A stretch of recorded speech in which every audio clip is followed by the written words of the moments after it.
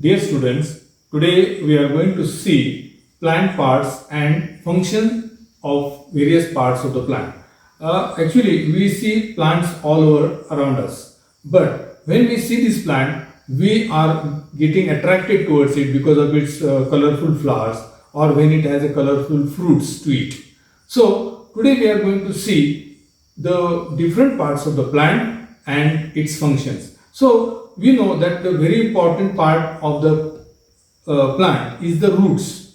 So, you will find that if we take this box, in this box you will find that there are some roots, correct? And here there is a label, as well as you will also get a kind of a paper on which the label is written that it is a root, and you can practically see the root. And root is seen, as well as there are some small rootlets are also easily seen. Plus, here we find one more label is there, and then another label is what is the function of the roots. Means here it is displayed that what is the kind of part of plant is there, and on the second what is the function. So roots absorb the water and minerals from the soil. Means the children will easily understand that these are the roots, and the label is root, or you can understand this is the root part of the plant. And second, what is the function? It is inside the soil and it absorbs the water and minerals from the soil. And then we know that if we come to this next box,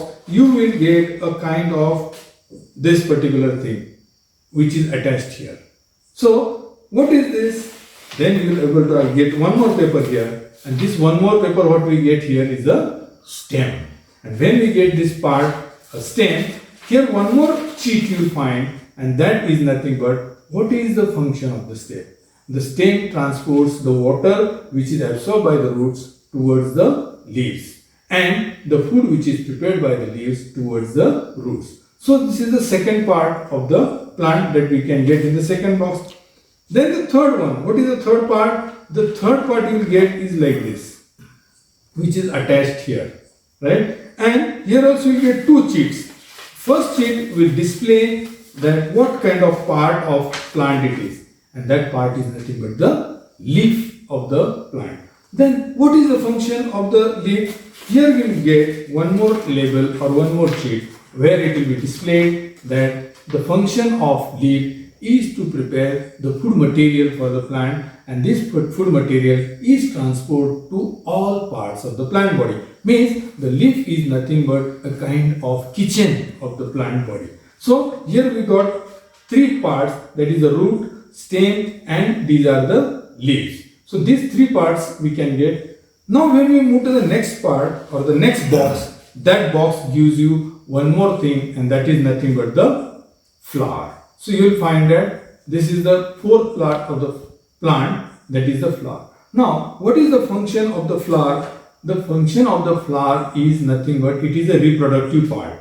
It produces fruit, and the fruit, inside the fruits there are the seeds. Therefore you will find that the flower is of different colors to attract the insects for pollination. So pollination takes place because of the insects, and the different types of colors and fragrance attracts the insects, attracts the honeybees, and then there is a pollination of this particular type of flower from one flower to another. Then if you go to the next part or the next box, you will get the fruit, and there are two labels you will find here.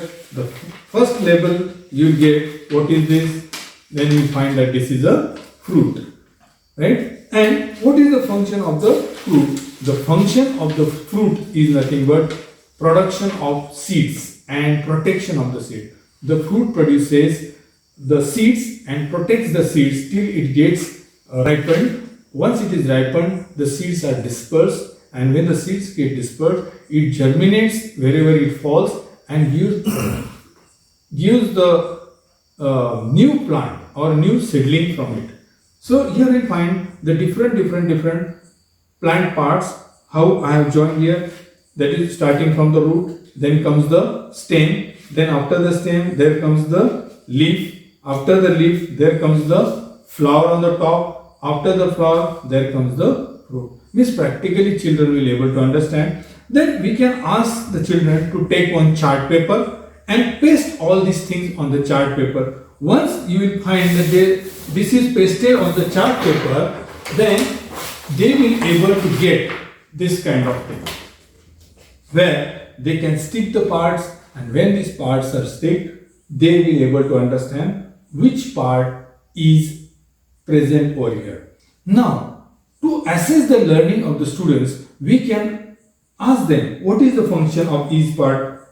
Here you will find only names are mentioned, but the function of the plant parts is not mentioned. So it is the assessment part, whether they have really understood from this particular labels what is the particular function. So we can ask the students what is the function of this particular part. So they will say that this is the fruit. Then what is the function of the fruit? If the children are able to tell, it's okay. Otherwise we can just hold it here. They will be able to understand that this is the fruit, and the fruit produces the seeds, protects the seeds. Or if you ask them what is this on the top, they will tell it is a flower. What is the function of the flower? It is possible that they may not know, then we can hold that particular label over there and they can tell that the flower is a kind of a part which produces the fruits and seeds, or it is called as a reproductive part of the plant.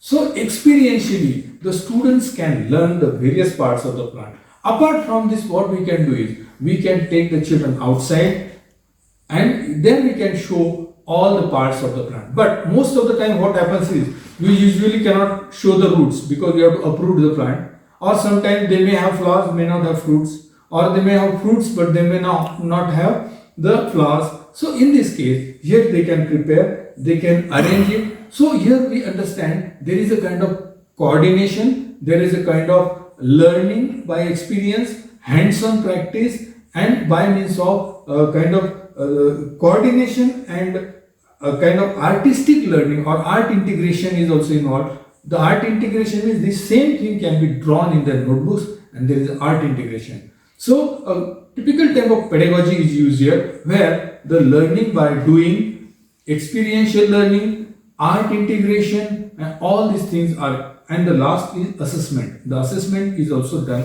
through this. So here this is a kind of best example by using the ordinary material which is present with us. This is a zero cost type of experiential learning what we can do. Here you can involve the children, ask the parts to collect by the children, arrange them. So there is an involvement of the students in doing this particular type of project. Thank you very much.